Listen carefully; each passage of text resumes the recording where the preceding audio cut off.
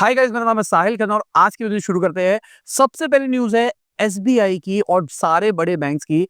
तो बहुत दबा के राइट ऑफ किया गया है। अगर मैं एसबीआई की बात करके चलूं तो 26,542 करोड़ के बैड लोन्स को राइट ऑफ किया गया फाइनेंशियल ईयर 25 के अंदर। यहाँ पर आप चार्ट देखो, आपको समझ में आएगा कितना ज्यादा ग्रोथ दिखाई दी है एसबीआई के राइट ऑफ के अंदर। Axis bank, ICICI bank, IndusInd bank, सबका राइट ऑफ बढ़ता हुआ दिखाई दिया है। बैंक ऑफ बड़ौदा और पीएनबी बैंक का राइट ऑफ घटता हुआ दिखाई दिया है। कुछ टाइम पहले हमने बात करी थी, इंडिया के अंदर जो बैंक है वो दबा के लोन दे रहे हैं, डिफॉल्ट के चांसेस बढ़ते हुए दिखाई दे सकते हैं।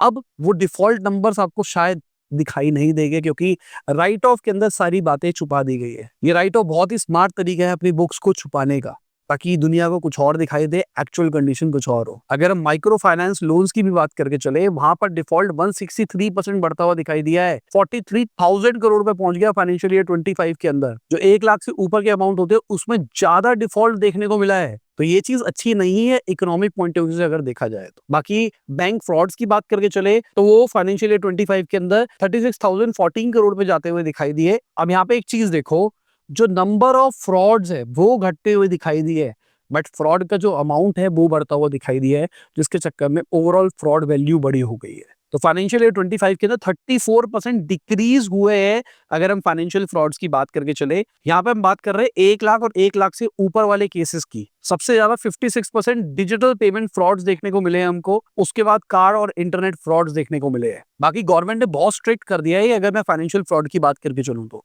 रिसेंटली मेरे भाई ने एक मोबाइल केस मंगाया था किसी कंपनी से, नाम नहीं लूंगा मैं उनका। अब वहां पे पेमेंट कर दी, कुछ टाइम हो चुका है पेमेंट करे हुए, ना फोन आया ना पैसे वो रिफंड कर रहे थे। मेरे भाई ने साइबर कंप्लेन डाल दी कि भाई इन्होंने फ्रॉड किया है।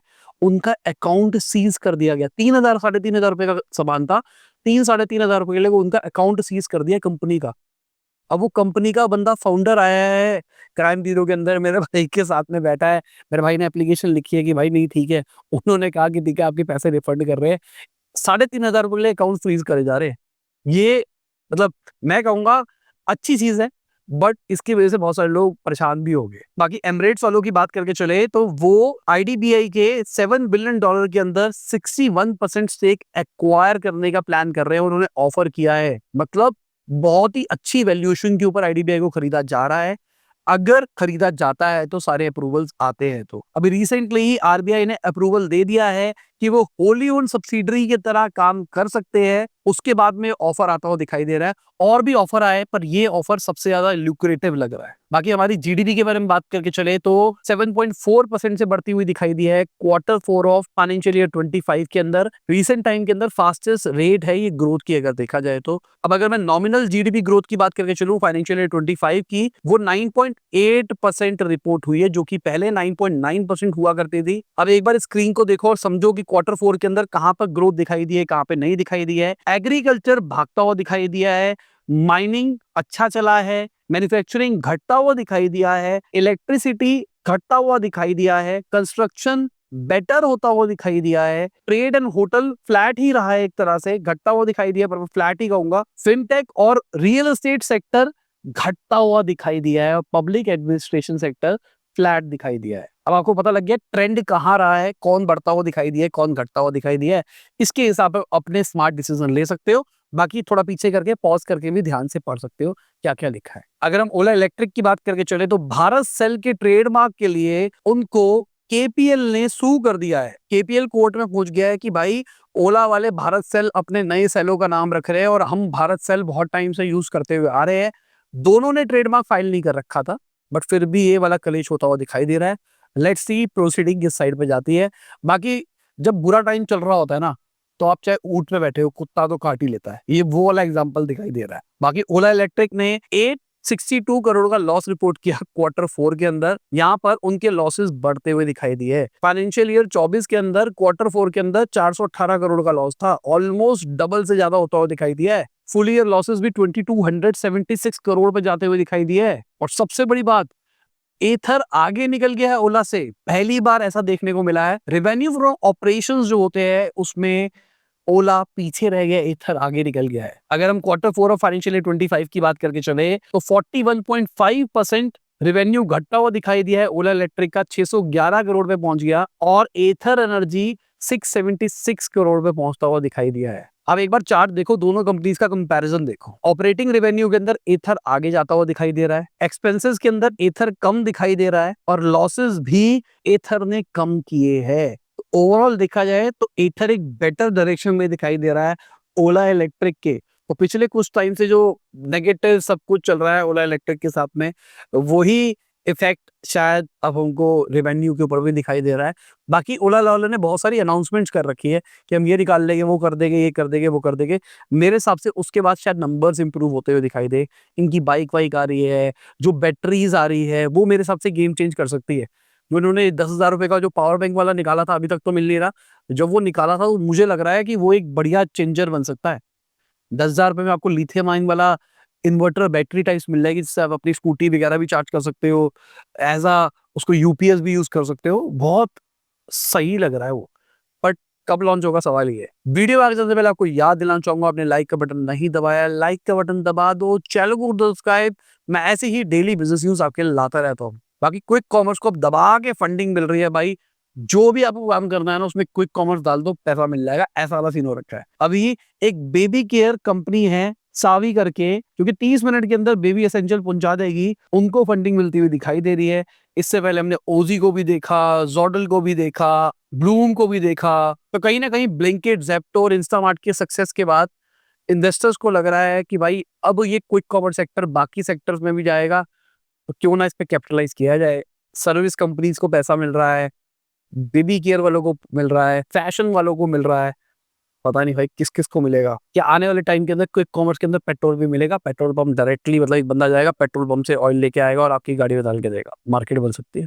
अरे कर लो भाई, ये कर लो और पैसा रेज कर लो उस पे।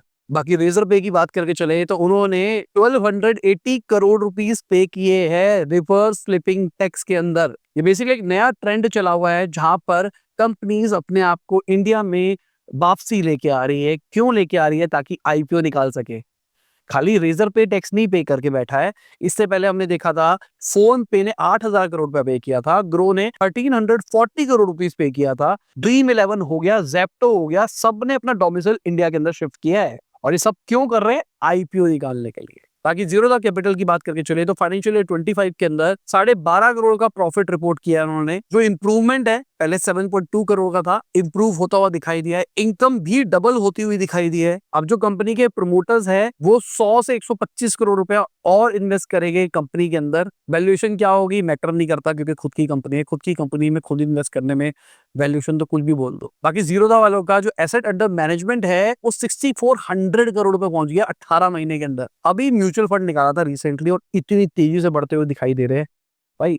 प्रॉफिटेबल कंपनी भी है, फंडेड भी नहीं है, और ग्रोथ भी दिखाई दे रही है, यूट्यूब पे भी पॉपुलर है।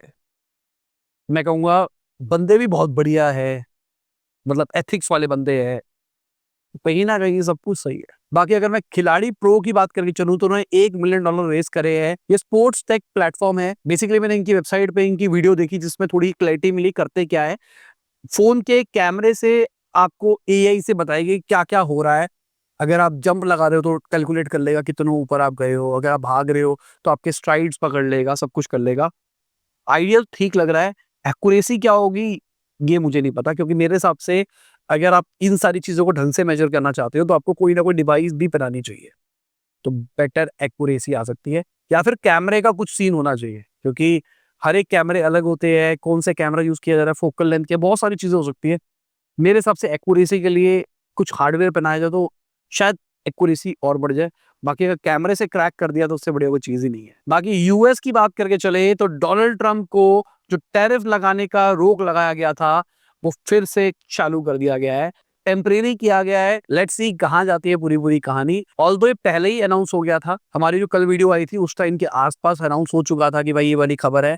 बट हम थोड़ा सा डिले चलते हैं, हम एक दिन पहले रात को, आज रात को शूट कर रहा हूँ, आपके पास अगले दिन सुबह पहुंचती है, तो आज रात तक की सारी खबरें होती है। और यूएस एक तरह से अभी चालू हुआ है, क्योंकि अगर वहां पे कुछ होगा तो जब तक आपके पास न्यूज आएगी तब तक हम सब सो चुके होंगे।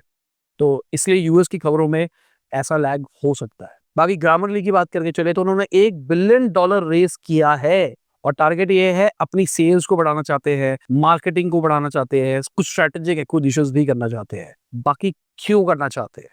जो ये काम कर रहे हैं अब तो सॉल्व हो गया ना वो फ़ोन में ही। अब फ़ोन ही सारे के सारे मतलब मुझे बिल्कुल बेसिक फ़ोन्स तो नहीं पता, पर ठीक-ठाक फ़ोनों में सब में ऑप्शन आ ही गया है। सारा ग्रामरली वाला काम तो वो कर ही देता है। आपके लिए रीराइट भी करके दे देता है, सब कुछ करके दे देता है। तो हमको क्यों चाहिए ये ग्रामरली? सेंस बना रहा है या फिर नहीं बना रहा? कमेंट सेक्शन के अंदर बताना। बाकी मेरे हिसाब से तो ग्रामरली का बिज़नेस खत्म हो चुका है। एक्विजिशन करके कुछ और कर दे तो बात अलग है। अब कोई कहेगा कि भाई सबके पास में अच्छे फ़ोन नहीं होते, बेसिक फ़ोनों में नहीं है।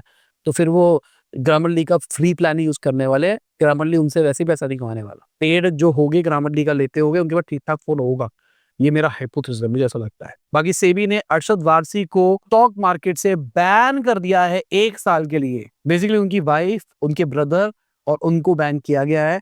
अब यहाँ पे कहानी क्या है, कुछ यूट्यूब नेटवर्क्स चल रहे थे जहाँ पर शेयर्स को पुश करा जाता था, शेयर बढ़ाए जाते थे और वहाँ से पैसा कमाया जाता था। व्हाट्सएप चैट्स निकले जहाँ पे अरशद वारसी के पैसे यूज़ करे गए हैं और उससे ट्रेडिंग करी गई है।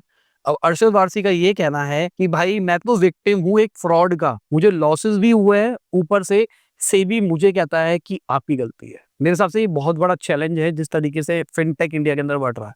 क्योंकि लोगों को पता नहीं है ना कि क्या सही है, क्या गलत है। किसी की बात सुन लेते हैं बेचारे। अब मान लो ना अगर आप किसी यूट्यूबर मुझे फॉलो कर रहे हो बहुत टाइम से, तो आप फॉलो कर रहे हो, पता है मेरे बारे में सब कुछ है। ऐसी कोई यूट्यूबर होगा, कोई बंदा किसी को फॉलो करता होगा, उसने कोई फ्रॉड-व्रॉड खेल दिया, पता ही नहीं लगा, बाद में कुछ निकला। तो मैं तो कहता हूँ भाई मेरे पे भी भरोसा मत किया करो ऐसे। मतलब मैंने तुमको कहा कि ये ले लो, क्यों ले लो? दिमाग अपना लगाओ ना। जब मैंने अपना कोर्स बेचा अपने बर्थडे वाले उसके अंदर, मैंने क्लियर कट बोला कि भाई ज़रूरत हो तो लेना। लेने से पहले एक बार लैंडिंग पेज पूरा पढ़ लेना। मैंने ये नहीं कहा कि भाई कोर्स लेके आपकी ज़िंदगी सफल हो जाएगी, आप अरबपति बन जाओगे। मैंने बहुत महँगे में कंपनी बेची है, तुम भी बेच लोगे। भाई लैंडिंग पेज पढ़ लो, स्किल सिखा दूँगा। लैंडिंग पेज पे हमने लिखा हुआ है we don't do black magic. तो मेरे हिसाब से ना लोगों की डिमांड अलग है। इस चक्कर में लोगों बहुत सारे लोग फ्रॉड कर जाते हैं। बाकी इंडिया के एक्सपोर्ट्स की बात करके चले तो फाइनेंशियल ईयर 26 पे $1 ट्रिलियन का प्रोजेक्टेड है। आप देखो एक बार किस तरीके से पहले गया है और कैसे प्रोजेक्ट किया जा रहा है। सर्विस सेक्टर में ग्रोथ तो दिखाई दे रही है बट कहीं न कहीं मर्चेंडाइज के अंदर ज़्यादा ग्रोथ दिखाई दे रही है। मेरे हिसाब से सर्विस सेक्टर शायद श्रिंक भी हो सकता है या फिर इतना ज़्यादा ना बढ़े जितना प्रोजेक्ट किया जा रहा है। या फिर आने वाले टाइम में उतना ज़्यादा ग्रोथ ना दिखाई दे जितना लगता है। क्योंकि कहीं न कहीं हम बाकी सेक्टर्स में बढ़ते हुए दिखाई देंगे। सर्विस कहीं न कहीं हिट होगा। हम टेक न्यूज़ को डेली करने की कोशिश कर रहे हैं, तो कल रात भी टेक न्यूज़ आई थी, परसों भी आई थी। तो वहाँ पर मैंने एक न्यूज़ कवर करी है कि लोगों का कहना है कि एआई ना एक्चुअली डिस्टर्ब करेगा बहुत सारी चीज़ों को। वो वीडियो देखना, उसके अंदर स्टार्टिंग के 2-3 मिनट में ही मैंने पूरा समझा दिया है कि एआई कैसे कर रहा है, एआई क्या-क्या कर सकता है, कैसे हमारी ज़िंदगी खराब हो सकती है सबकी। देखना वीडियो आपको समझ में आएगा। बाकी सेंसेक्स की बात करके चले तो 180 पॉइंट घटता हुआ दिखाई दिया है। मेटल स्टॉक्स लाल में दिखाई दिए है। अगर हमारी करेंसी की बात करके चले तो वो भी टूटती हुई दिखाई दी है। ओवरऑल देखो क्या रहा मार्केट का हाल। ज़ोमैटो आ गया है इटरनल 5% ऊपर जाता हुआ दिखाई दिया ऑलमोस्ट। स्मॉल कैप बढ़ता हुआ दिखाई दिया है पर हम फ्लैटर ही कहेंगे, बाकी सब नेगेटिव दिखाई दे रहा है। बाकी आप देख सकते हो कैसा रहा मार्केट का, कौन रहा ऊपर कौन रहा नीचे। और इसी के साथ में आज की वीडियोस खत्म होती है। उम्मीद करता हूँ आपको मजा आया होगा।